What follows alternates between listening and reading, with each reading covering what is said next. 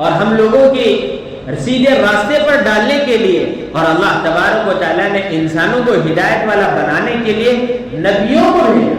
محمد عربی صلی اللہ علیہ وسلم کو اس امت کی طرف نبی بنا کر کے اللہ تعالیٰ نے بھیجا، اور آپ کو سارے عالم کے لیے رحمت بنا کر کے بھیجا۔ اور آپ علیہ السلام کی تعریفیں اور آپ علیہ السلام کے اخلاق اور آپ علیہ السلام کی زندگی کو اللہ تعالیٰ نے ہم لوگوں کے لیے بہترین نمونہ بنایا۔ قرآن نے کہا لَقَدْ كَانَ لَكُمْ فِي رَسُولِ اللَّهِ أُسْوَةٌ حَسَنَةٌ، کہا تمہارے لیے تمہارے رسول کی زندگی ایک بہترین نمونہ ہے، اور تمہارے لیے رسول کی زندگی پر عمل کرنا ضروری ہے۔ آپ علیہ السلام کی طرز زندگی کو غیروں نے دیکھا تو دیکھ کر کے ایمان قبول کر لیے تھے۔ دشمنوں نے آپ علیہ السلام کی صحبت پائی۔ اللہ کے رسول صلی اللہ علیہ وسلم کے کیا اخلاق تھے، کیا کردار تھے، آپ کے معاملات کیا تھے۔ اللہ کے نبی صلی اللہ علیہ وسلم کے پاس میں ایک یہودی مہمان بن کے آتا ہے، آ کر کے اللہ کے رسول کے یہاں کہتا ہے اللہ کے رسول میں مہمان ہوں، آپ کے یہاں آرام کرنا چاہتا ہوں۔ اللہ کے رسول دیکھیے جان پہچانتے نہیں ہیں، اور کوئی اڑوس پڑوس کا نہیں رہنے والا ہے، نہ رشتہ دار ہے، کچھ بھی نہیں ہے۔ اللہ کے نبی فرماتے ہیں ٹھیک ہے آج آپ میرے پاس آرام فرماؤ۔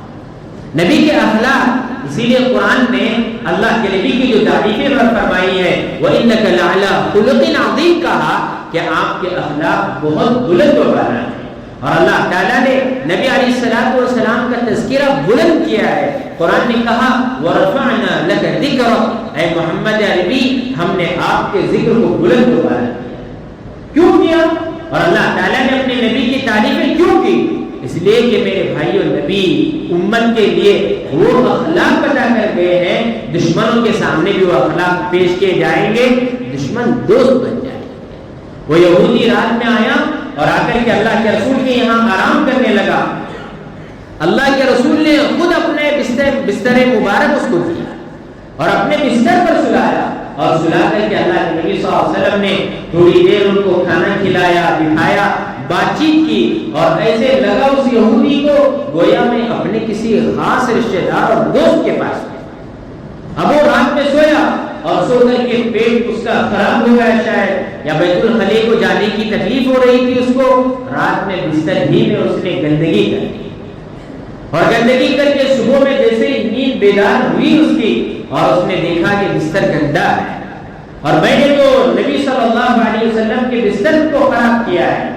اب صبح جب ہوگی تو اور ان کے صحابہ کرام کو، ان کے دوستوں کو اس بات کا پتہ چلے گا کہ میں نے ان کے نبی کے بستر کو گندا کر دیا ہے، یقیناً میرا یہ لوگ قتل کر مجھے چھوڑیں گے نہیں۔ اس لیے اس یہودی نے رات ہی میں وہاں سے نکلنے کا ارادہ کیا، ابھی تھوڑی صبح ہونے میں باقی تھی، رات میں وہاں سے نکل کر چلنے لگا۔ تھوڑی دور گیا اور جانے کے بعد اس کو یہ خیال آیا کہ وہ اپنے ساتھ میں تلوار لایا ہوا تھا، اور اس کے ساتھ میں ہتھیار تھی، اور ہتھیار کو بھول گیا ہوں، اور اس نے دور جا کر کے ارادہ کیا کہ پھر واپس جا کر کے میں اپنے ہتھیار کو لے کر آؤں، کیونکہ ہتھیار اس وقت بہت ضروری تھا۔ جیسے آج کے زمانے میں ہمارے یہاں ضرورت کی چیز ایک موبائل بھی ہے، گاڑی ضرورت کی چیز ہے اس زمانے کے اندر۔ اس زمانے میں چونکہ لوگ اکثر اپنے سفر جنگلوں سے، راستوں سے کیا کرتے تھے تو تکلیفیں ہوتی، کبھی جانور آ جاتا، ہتھیار رہنے سے حفاظت ہوتی تھی۔ تو اس وقت وہ یہودی سوچا کہ ابھی سو رہے ہوں گے صحابہ کرام اور اللہ کے نبی، ہم جا کر کے اس ہتھیار کو لے کر آتا ہوں، یہ سوچ کر کے واپس آتا ہے۔ اور راستے میں آنے کے بعد جیسے اللہ کے نبی صلی اللہ علیہ وسلم کے جگہ پر پہنچتا ہے تو کیا دیکھتا ہے کہ وہ نبی صلی اللہ علیہ وسلم جس کے صدقے میں اللہ نے ساری دنیا کو بنایا، جو سید الانبیاء ہے اور جو اللہ تعالیٰ کا قریبی ہے اور تمام انبیاء کے امام ہیں اور آخری نبی ہیں، برحق ہیں، ان کے اخلاق اتنے عمدہ اور اتنے بڑے اور بلند ہیں کہ جس بستر کو اس یہودی نے گندا کر دیا تھا، اس بستر کو خود اللہ کے نبی صحابہ کرام کو لے کر اپنے ہاتھوں سے دھو رہے ہیں۔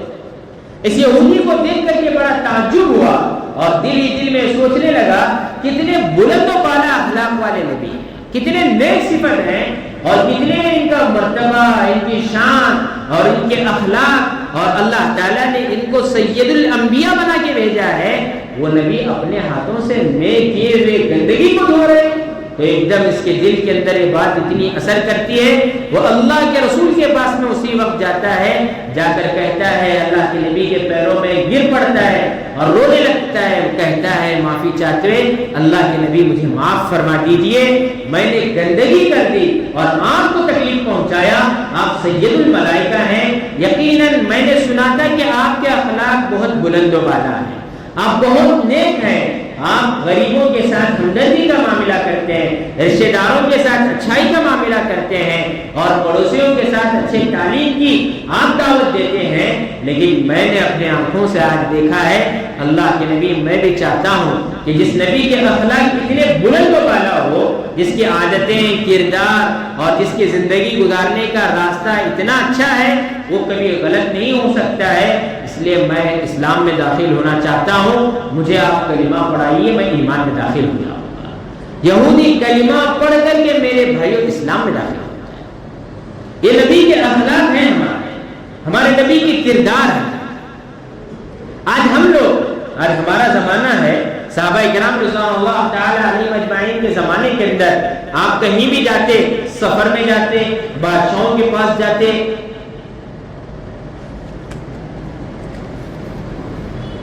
یا تجارت کی غرض سے کہیں جاتے کسی ملک کو، صحابہ کرام بھی اللہ کے نبی کے اخلاق کو پیش کرتے ہیں۔ اسلام جو پھیلا ہے داڑھی جبوں سے نہیں پھیلا ہے، حج کرنے سے نہیں پھیلا ہے، داڑیاں چھوڑ کر کے بعض لوگ اپنے آپ کو بڑا اللہ والا اگر سمجھ رہے ہیں، غلط فہمی ہے۔ صرف نماز، روزوں، حج اور زکات سے ہی جنت نہیں ملنے والی ہے۔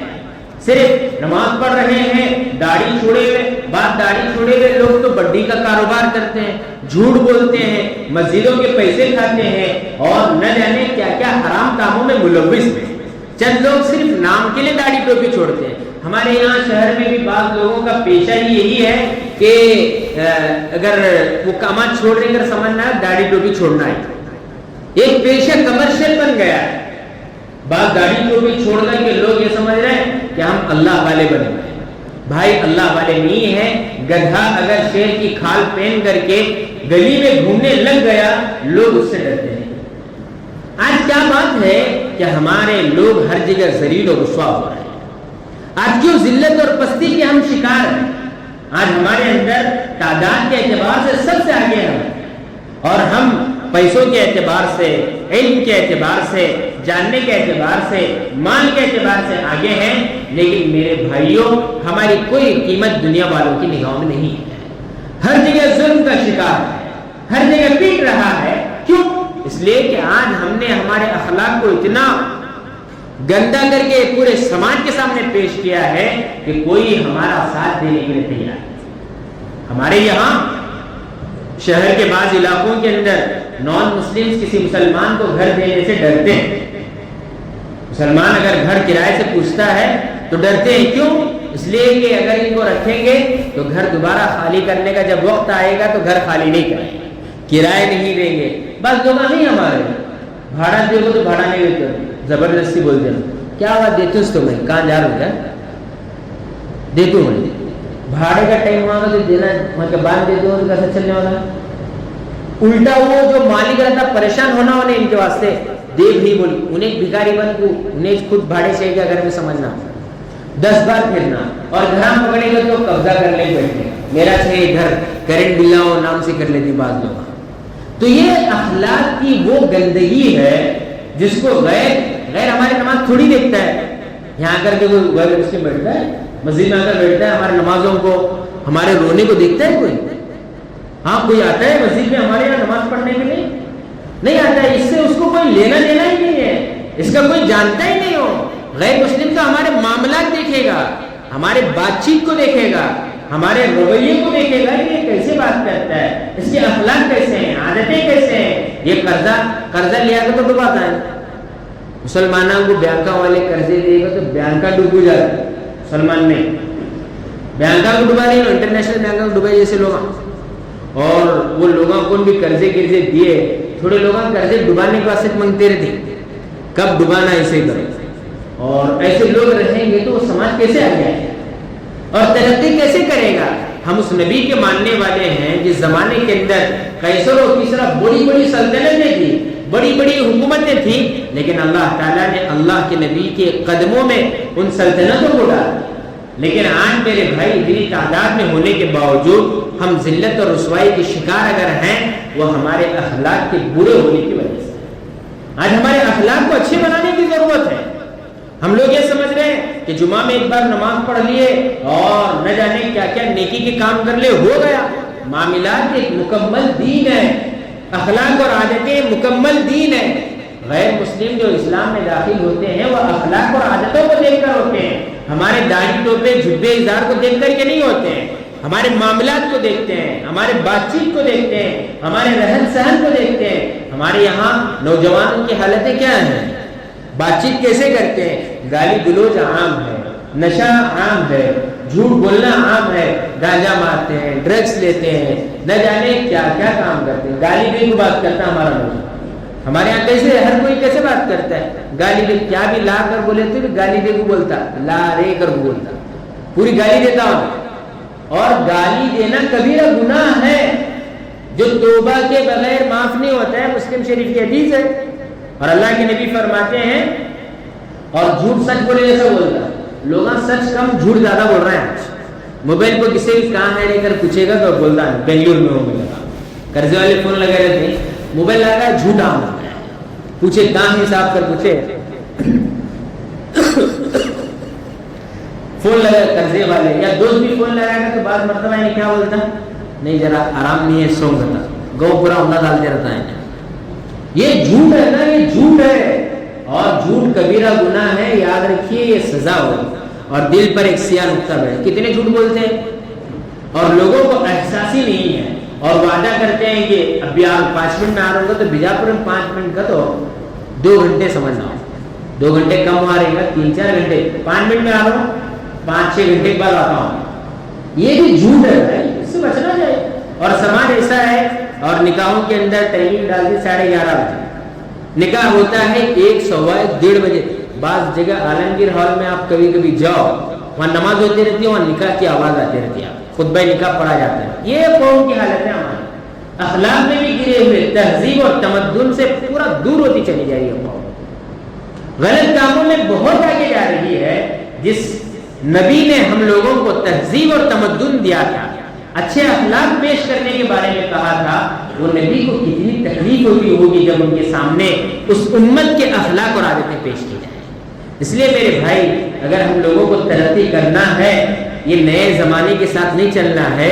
پرانا زمانہ جو 1400 سال پہلے اللہ کے نبی نے جو اخلاق اور عادتیں کردار میں دے کر گئے ہیں، اس کے ساتھ اگر چلیں گے آج بھی میرے بھائیوں ہم لوگ ترقی کر سکتے ہیں.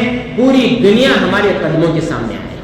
قرآن کیوں کہتا ہے وَأَنْتُمُ الْأَعْلَوْنَ إِن كُنتُم مُؤْمِنِينَ؟ کیوں کہتا ہے قرآن؟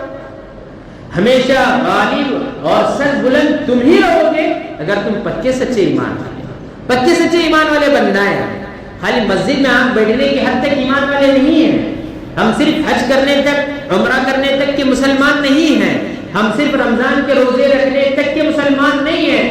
ہماری 24 گھنٹے زندگی جو باہر گزر رہی ہے مسجد کے، وہاں پر بھی ہم ایمان والے اور محمد مصطفیٰ صلی اللہ علیہ وسلم کے ماننے والے ہیں.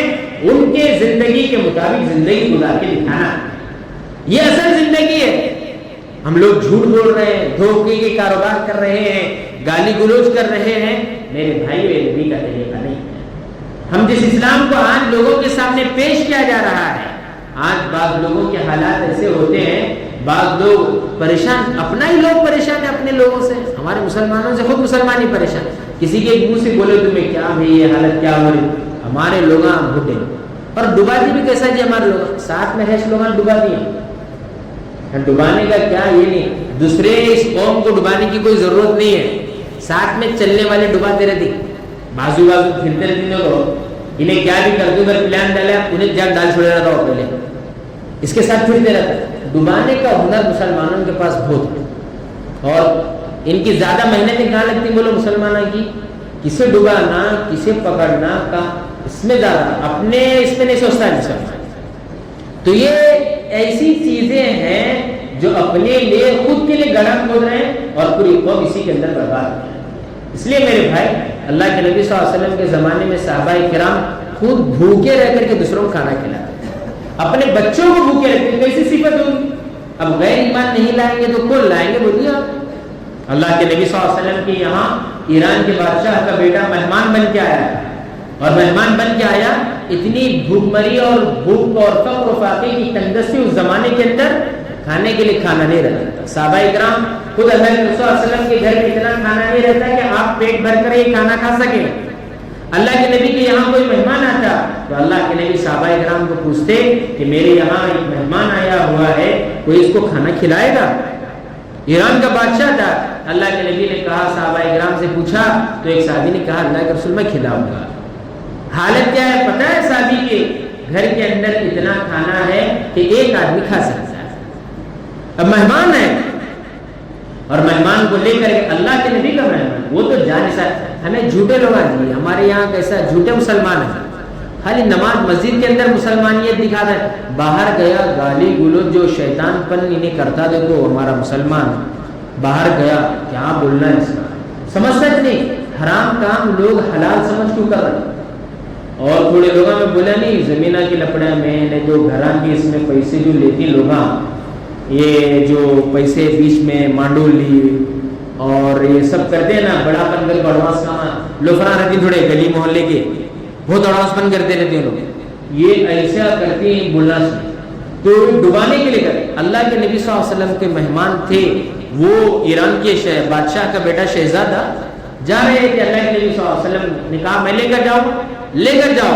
اللہ کے نبی صلی اللہ علیہ وسلم کے بولنے پر لے کر گئے اور گھر میں گئے اور جا کر کے بیوی سے پوچھا کھانے کے لیے کچھ ہے؟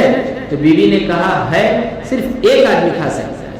اور بچوں کے لیے کھانے کے لیے رکھے جو انہوں نے، اور ان بچوں کو ان صحابیہ نے کہا. عورتیں بھی بہت دیندار تھے اس وقت، عورتیں صحابیہ کی تو کیا معمولی بات، اور اللہ والوں کا دور تھا، اسی لیے اللہ کے نبی نے اپنے دور کو سب سے بہترین دور دیا.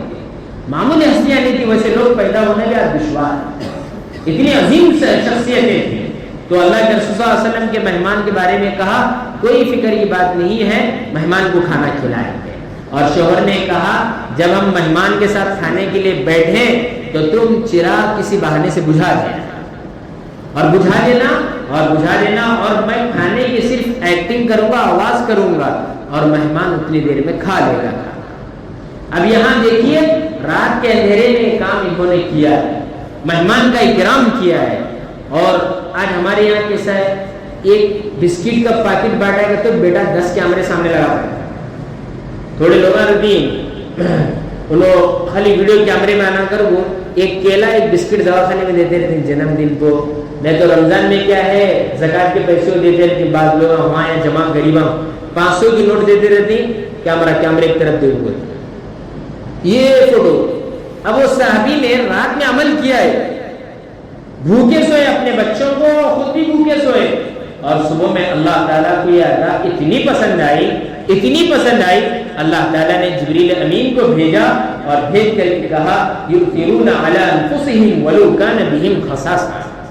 اے اللہ کے نبی آپ کے بعد صحابہ اتنے نیک اور اتنے نیکی کے اندر آگے بڑھے ہوئے ہیں، اپنے آپ کو بھوکے رکھنا پسند کرتے ہیں، دوسروں کو کھلانا چاہتے ہیں. اللہ کے نبی صلی اللہ علیہ وسلم صبح میں وہ صحابی مسجد نبوی پہنچنے کے بعد اللہ تعالیٰ اللہ کے نبی صلی اللہ علیہ وسلم نے صحابی سے پوچھا کل رات میں کیا ہوا ہے؟ ان صحابی نے کہا مہمان کو ہم نے کھانا کھلایا، بس کوئی بات نہیں ہوئی. اللہ کے رسول نے کہا مبارک ہو تمہارے شان میں اللہ تعالیٰ نے قرآن مجید کے اندر آیتیں اتاری. کیسے خوش نصیب ہوں گے وہ لوگ. تو اس لیے میرے بھائی ہمارے اندر یہ صفتیں ہونا چاہیے، ایک دوسرے کے لیے مر مٹنا، ایک دوسرے کی مدد کرنا، ایک دوسرے کا ساتھ دینا. کم سے کم ہم فائدہ تو نہیں کر سکتے کسی کا، نقصان تو نہیں کرنا چاہیے. آج کل لوگ فائدہ نہیں کرتے، نقصان زیادہ کرتے ہیں. اسی وجہ سے ہماری قوم کا نام بننا اور ہمارے لوگوں سے بات چیت کرنا، غیر مسلم ڈرتے ہیں.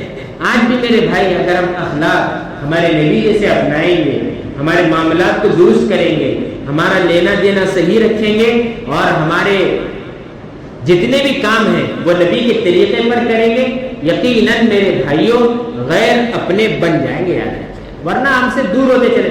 ہمارے نمازوں کو دیکھ کے کوئی بھی ایمان قبول نہیں کرتا، یہ یاد رکھیے آپ. ہمارے حج کو دیکھ کر کے، ہمارے داڑھی ٹوپی کو دیکھ کر کے کوئی ایمان نہیں لائے گا۔ صرف داڑھی ٹوپی رکھنا کامل ایمان کی علامت نہیں ہے۔ اللہ کے نبی صلی اللہ علیہ وسلم کی حدیث ہے مسلم شریف کی، اللہ کے رسول فرماتے ہیں کہ جس کے اخلاق اچھے ہوتے ہیں، جن کی عادتیں بلند ہوتی ہیں، وہ راتوں میں تہجد اور نوافل پڑھنے والوں کے درجے سے بھی آگے بڑھ جاتے ہیں۔ اس لیے اخلاق کو اچھے بنانا ہے، اور اللہ کے نبی کو اللہ تعالیٰ نے اخلاق کو بلند کرنے کے لیے بھیجا تھا۔ اس لیے ہم اس نبی کے ماننے والے ہیں، اپنے اخلاق، عادات، کردار اور اپنے معاملات کو ٹھیک کرنے کی کوشش کریں، یقیناً اور لوگ بھی دین اسلام میں داخل ہو جائیں گے، ورنہ یہ حالت رہے گی ہماری قوم سے دوریاں اور قوموں کی بڑھتی چلی جائیں گی، اور آج تو لوگ چاہتے ہیں کہ مسلمانوں کو دشمن بنا کر کے پیش کریں دوسروں کے سامنے، اور لوگ ہم سے ڈرا رہے ہیں۔ تو اس لیے میرے بھائی نبی کے اخلاق کو پیش کریں، یقیناً اس کے ذریعے سے لوگ اسلام کے قریب ہوں گے۔ دعا کرو اللہ تبارک و تعالیٰ مجھے اور آپ کو اللہ کے نبی جیسے اخلاق نصیب فرمائے، آپ صلی اللہ علیہ وسلم کی زندگی کو نمونہ بنا کر کے زندگی گزارنے کی توفیق عطا فرمائے۔ وآخر دعوانا الحمدللہ رب